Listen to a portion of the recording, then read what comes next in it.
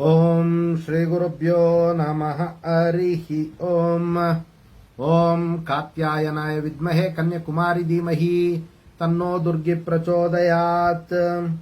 ಓಂ ಶ್ರೀ ಶಿವಂ ಗುರುಭ್ಯೋ ನಮಃ. ಆತ್ಮೀಯ ವೀಕ್ಷಕರಿಗೆಲ್ಲರಿಗೂ ಕೂಡ ಚಂದ್ರಶೇಖರ್ ಮಾಡುವಂತಹ ಆತ್ಮೀಯ ನಮಸ್ಕಾರಗಳು.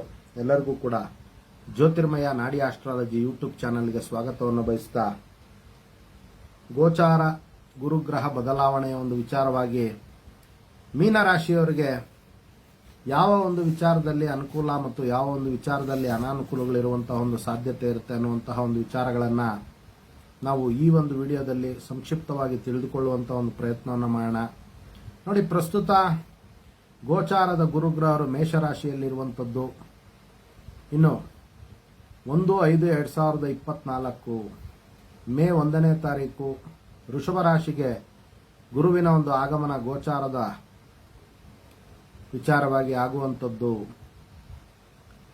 ಇನ್ನು ಮೀನರಾಶಿಯವರಿಗೆ ಗುರುಬಲ ಇದೆಯಾ ಅನ್ನುವಂತಹ ಒಂದು ವಿಚಾರವನ್ನು ನಾವು ನೋಡಿದಾಗ, ನೋಡಿ, ಮೀನರಾಶಿಯವರಿಗೆ 3ನೇ ಮನೆಯಲ್ಲಿ ಗುರುವಿನ ಒಂದು ಸಂಚಾರ ಆಗ್ತಕ್ಕಂಥದ್ದು. ಪೂರ್ಣ ಗುರುಬಲ ಇರೋದಿಲ್ಲ, ಗುರುಬಲ ಇಲ್ಲ.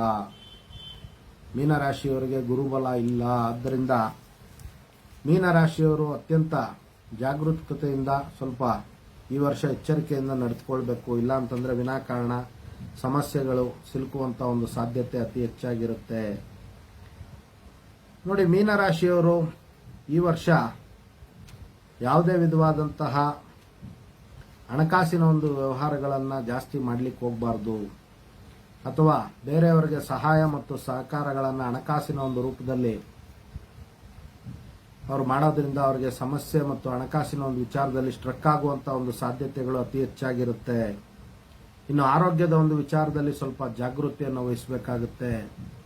ವಿಶೇಷವಾಗಿ ಗಂಟಲು ಮತ್ತು ಕುತ್ತಿಗೆ ಸಂಬಂಧಪಟ್ಟಂತಹ ಒಂದು ಆರೋಗ್ಯದಲ್ಲಿ ಸ್ವಲ್ಪ ಜಾಗರೂಕತೆಯಿಂದ ಇರಬೇಕಾಗುತ್ತೆ.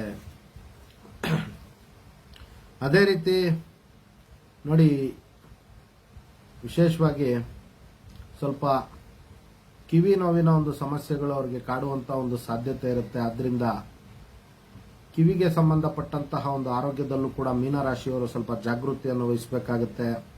ಇನ್ನು ಹತ್ತಿರದ ಒಂದು ಸಂಬಂಧಗಳಲ್ಲಿ ಸ್ವಲ್ಪ ಕಿರಿಕಿರಿ ಆಗುವಂತ ಒಂದು ಸಾಧ್ಯತೆ ಇರುತ್ತೆ. ಆದ್ರಿಂದ ಸ್ವಲ್ಪ ಸಂಬಂಧಗಳನ್ನ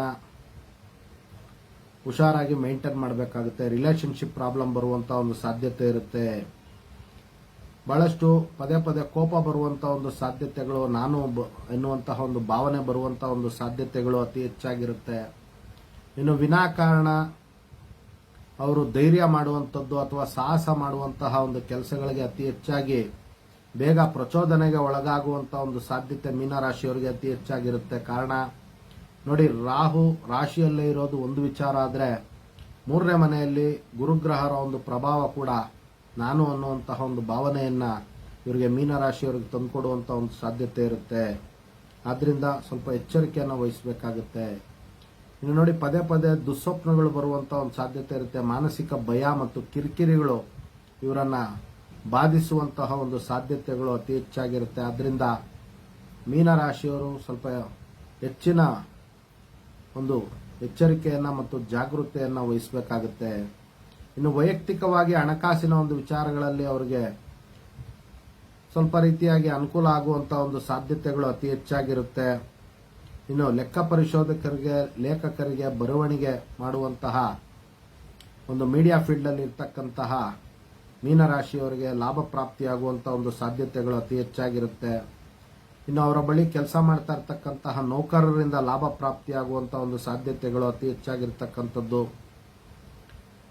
ಇನ್ನು ಸೋದರ ಮತ್ತು ಸೋದರಿಯರ ಒಂದು ವಿಚಾರದಲ್ಲಿ ಸ್ವಲ್ಪ ಅನಾನುಕೂಲಗಳಾಗುವಂಥದ್ದು, ವ್ಯತ್ಯಾಸ ಬರುವಂಥದ್ದು, ಮನಸ್ತಾಪಗಳಾಗುವಂತಹ ಒಂದು ಸಾಧ್ಯತೆಗಳಿರುತ್ತೆ. ಆದ್ರಿಂದ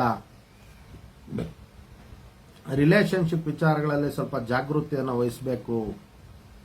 ಇದಿಷ್ಟು ಕೂಡ ಸಂಕ್ಷಿಪ್ತವಾಗಿ ಮೀನರಾಶಿಯವರ ಗುರು ಗ್ರಹ ಗೋಚಾರದಲ್ಲಿ ಬದಲಾವಣೆ ಆಗ್ತಾ ಇರೋದ್ರಿಂದ ಅವ್ರಿಗೆ ಇರುವಂತಹ ಒಂದು ಸಂಕ್ಷಿಪ್ತ ಫಲಗಳಾಗಿರುತ್ತೆ. ಇದೆಲ್ಲವೂ ಕೂಡ ಗೋಚಾರ ಸೂಚಿತ ಫಲಗಳಾಗಿರುತ್ತೆ ಹೊರತು ಯಾವುದೇ ವಿಧವಾದಂತಹ ವೈಯಕ್ತಿಕ ಫಲಗಳಲ್ಲ.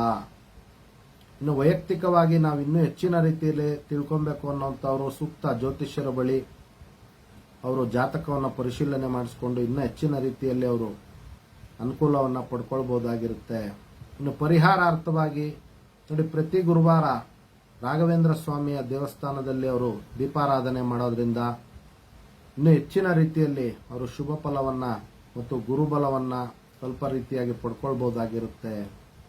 ಎಲ್ಲರಿಗೂ ಕೂಡ ಜಗನ್ಮಾತೆಯ ದಿವ್ಯ ಆಶೀರ್ವಾದ ಇರಲಿ ಮತ್ತು ಗುರುವಿನ ಒಂದು ಆಶೀರ್ವಾದ ಇರಲಿ ಅಂತ ಮತ್ತೊಮ್ಮೆ ನನ್ನ ಆರಾಧ್ಯ ದೇವತೆ ಲಲಿತಾಂಬಿಕೆ ಬಳಿ ಪ್ರಾರ್ಥನೆ ಸಲ್ಲಿಸುತ್ತಾ, ಸರ್ವೇ ಜನಃ ಸುಖಿನೋ ಭವಂತು, ಸಮಸ್ತ ಸನ್ಮಂಗಳಾನಿ ಭವಂತು, ಶುಭಮಸ್ತು.